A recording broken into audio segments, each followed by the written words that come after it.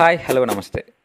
1959 Santiago flight number 513 వందల మంది passengers, flight మాయం.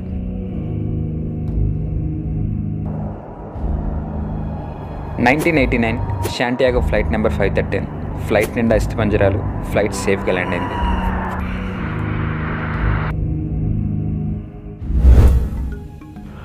1959లో బయలుదేరి మిస్ అయిపోయిన ఆ ఫ్లైట్ 1989లో ఎలా ల్యాండ్ అయింది? 35 ఏళ్ళు ఆ ఫ్లైట్ ఎక్కడం.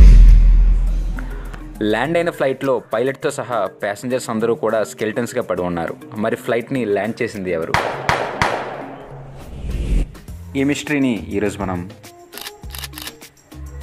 కత్తిరిద్దాం.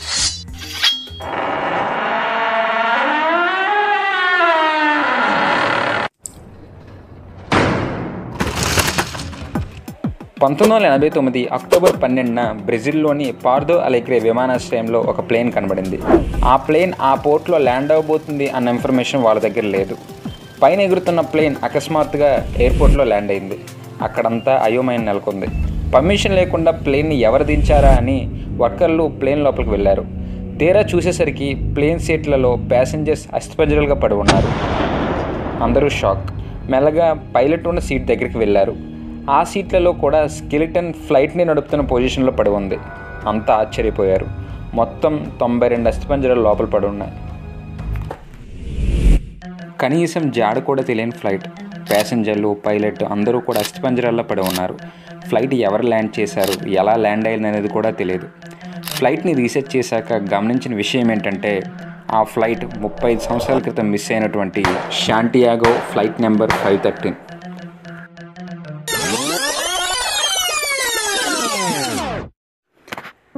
1984 సెప్టెంబర్ 4న పశ్చిమ జర్మనీలోని అబెన్ విమానాశ్రయం నుండి శాంటియాగో ఫ్లైట్ నెంబర్ 513 బయలుదేరినట్టు ప్రూఫ్లున్నాయి. బయలుదేరిన 18 గంటల తర్వాత విమానం తన టార్గెట్ని రీచ్ అవ్వాలి. కానీ మధ్యలోనే విమానం మాయమైంది. అక్కడ గవర్నమెంట్ కొంత వెయిట్ చేసి విమానం కూలిపోయిందని అనౌన్స్ చేసింది. విమానంలో ప్రయాణించే ప్యాసింజర్స్ అందరూ కూడా చనిపోయారని అనౌన్స్ చేసింది. మళ్ళీ 35 సంవత్సరాల తర్వాత అదే ఫ్లైట్ వేరే ఎయిర్పోర్ట్లో ల్యాండ్ అయింది. అది కూడా అస్థిపంజరాలతో. ఈ 35 సంవత్సరాలు ఆ ఫ్లైట్ ఎక్కడుంది? పైలట్ చనిపోతే ఆ ఫ్లైట్ని ఆ ప్లేస్లో ఎవరు ల్యాండ్ చేశారు, అది ఎలా ల్యాండ్ అయింది? ఇలాంటి కన్ఫ్యూజన్స్తో ఈ సంఘటన పెద్ద వైరల్ టాపిక్గా మారిపోయింది. చాలామంది గవర్నమెంట్ని ఆ ఫ్లైట్ ప్యాసింజర్స్ వివరాలు బయటపెట్టమని డిమాండ్ చేశారు. అక్కడ గవర్నమెంట్ దానికై నిరాకరించింది. అదండి జరిగిన కథ.